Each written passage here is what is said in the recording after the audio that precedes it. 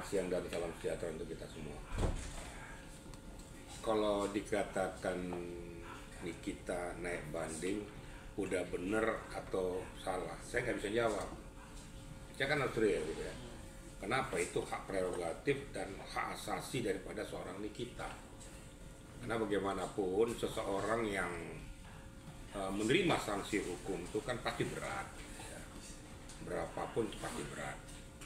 Nah, tinggal bobot beratnya itu sesuai dengan pidana yang dijatuhkan dan vonis yang dijatuhkan sudah layak atau tidak, ya tinggal kita lihat penerapan pasalnya dan sanksi hukum maksimalnya. Jadi saya tidak bisa menjawab bahwa itu sudah benar atau tidak. Itu yang menjawab itu adalah Nikita. Apakah dia menjawab ini saya tidak berterima dengan posisi kasus yang didakwakan pada saya, akibatnya diputuskan oleh vonis hakim 4 tahun, ya Nikita, bukan orang lain, bukan kuasa hukumnya. Namun, nah ini saya katakan, namun dalam pokok permasalahan ini seperti yang sudah kita tahu bahwa berapa penerapan pasal yang diberikan kepada yang bersangkutan, baik itu 369 ayat 1, Yunto 55, TPPU, maupun tuh pasal 27B ayat 2, kemudian 45 Undang-Undang ITE. Namun di akhir daripada vonis hakim itu TPPU ditiadakan. Makanya itu vonisnya itu menurun. Karena kalau seandainya TPPU masih ada di situ, itu memang ada sanksi maksimalnya, yaitu 20 tahun ya. Dengan melihat situasi kondisi ini, makanya hakim mengambil suatu langkah yang bijak untuk melakukan putusan itu. Nah sekarang apakah berterima atau tidak? Ternyata fakta tidak berterima. Itu haknya. Tapi hakim sudah menganalisis, sudah menelaah, sudah melihat, sehingga dia bisa mengambil keputusan bahwa ini memang kena, telah melakukan perbuatan tindak pidana. Saya sudah mengatakan telah melakukan perbuatan tindak pidana. Tidak lagi saya mengatakan itu diduga. Kenapa? Karena sudah divonis. Ya ini ironis, saya berkali-kali kan sudah ngomong. Tapi yang namanya fans buta ya begitu. Saya ngomong sekarang nih, contoh kemarin tuh fans butanya tuh, bapak tuh pelipran pak, ingat umur pak, segala macem-macem lah pokoknya. Sumpah serapah ke saya. Ini fans buta yang nggak ngerti hukum, nggak mau paham hukum, dan juga tidak mau mengikuti aturan hukum. Jadi di otaknya itu cuma fans-fans yang tidak berdasar. Harusnya kalau fans yang benar itu adalah fans yang memberikan edukasi, penguatan, doa kepada seorang Nikita. Berikan kan solusi-solusi hukum. Contoh, oh Nikita kau banding ya, aku udah cari di buku penerapan hukum tuh, kayaknya kena deh di sini. Kayaknya ini coba kamu kuatkan. Itu baru fans. Cari solusi tapi mengedukasi. Bukan ini nggak pantas sama dia, nggak ini segala macam. Ya faktanya divonis kok. Untuk apa kamu teriak-teriak juga? Emang kamu hakim? Kalau fans yang benar, umpamanya kita tidak berterima dengan pokok permasalahan ini, diberikan penguatan kepada Nikita melalui solusi-solusi hukum. Mungkin ada orang yang ngerti sedikit hukum atau dia buka buku. Nah mungkin kayak gini kira tambahan formula dari saya supaya bisa mungkin menguatkan nanti bandingmu, sehingga di dalam memori banding itu bisa dituangkan. Syukur-syukur nanti bisa menjadi bahan pertimbangan hakim banding. Ini yang saya bilangnya, Indonesia ini kan kayak gitu, oknum ya.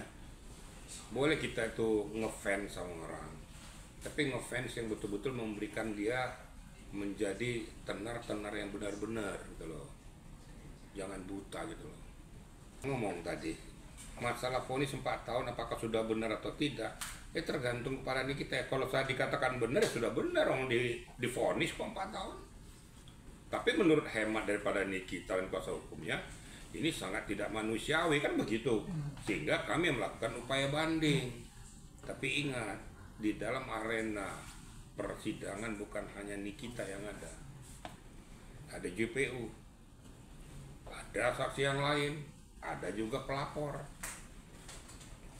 yang mudah-mudahan tidak terjadi gitu loh. Sedangkan ditiadakan aja pasal TPPU sebenarnya tim JPU itu sebenarnya ya ini berarti tidak mengakui apa yang sudah kami analisis di dalam dakwaan kami, diamputasi oleh hakim. Ternyata itu pun tidak berterima. Takutnya ya JPU-nya melakukan upaya banding dan keberatan di dalam memori banding itu tentang peniadaan TPPU itu. Ya, jangan sampai nanti bukannya menurun malah naik, nambah. Mudah-mudahan apa yang menjadi harapan seorang kita itu bisa terrealisir. Nah, saya punya pesan kepada kuasa hukumnya, fokuslah kepada memori bandingmu.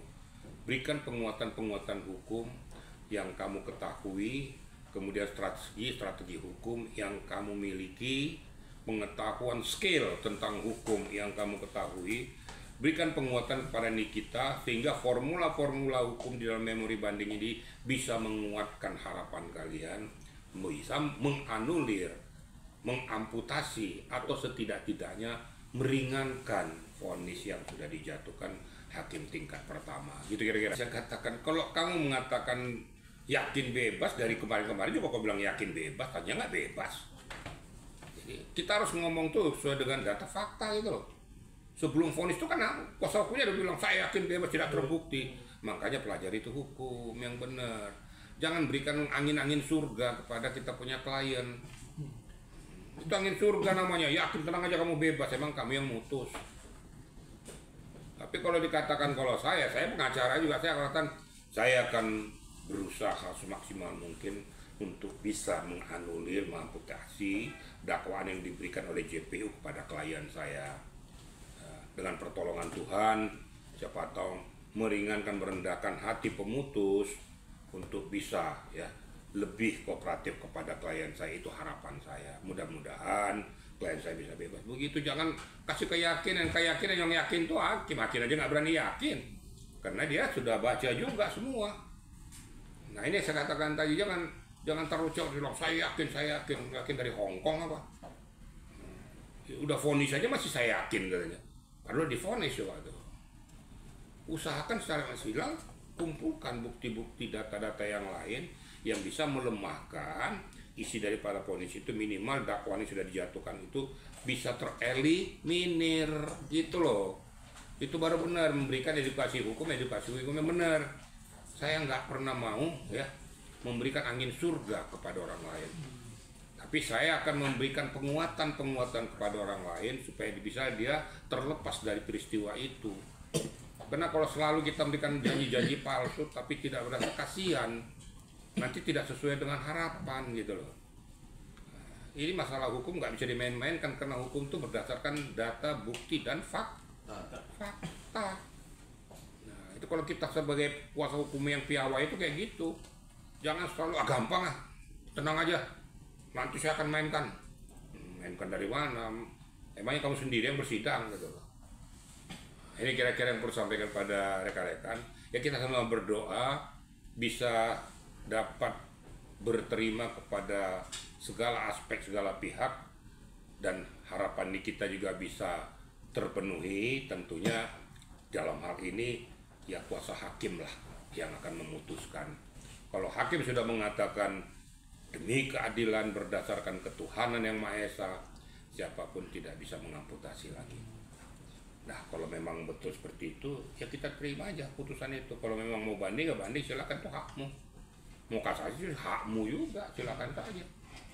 Ya, kalau memang tidak sesuai dengan apa yang dia alami dan dia rasakan, sesuai dengan penerapan daripada 369 ayat 1 itu. Karena menurut hakim terbukti melakukan pemerasan sesuai dengan penerapan pasal itu. Nah sekarang tinggal bagaimana nanti, ya, kita serahkan aja kepada putusan daripada hakim banding. Mudah-mudahan harapan kita dapat tercapai. Kira-kira ya. Pak, sedikit Pak tanggapan Bapak terkait DPU yang dianggap punya dendam pribadi atau personal kepada NM, seperti apa Pak? Eh, Gimana saya mau jawab ya? JPU juga bukan malaikat. Itu dalam loh bahasa saya itu. JPU juga bukan malaikat. Ya. Dia juga manusia biasa yang butuh dihargai juga dan juga tidak mau disepelekan juga. Saya kasih contoh aja, nggak usah JPU deh. Orang penyidik, ya. Udah di depan penyidik masih teriak-teriak, nggak benar kamu penyidik, nggak pernah gini-gini, nggak pernah gini-gini, kan gitu. Akhirnya namanya manusia biasa sama dengan kamu lah. Akhirnya pola pemikiran subjektif keluar nggak kira-kira? Keluar. Kurang ajar juga kamu.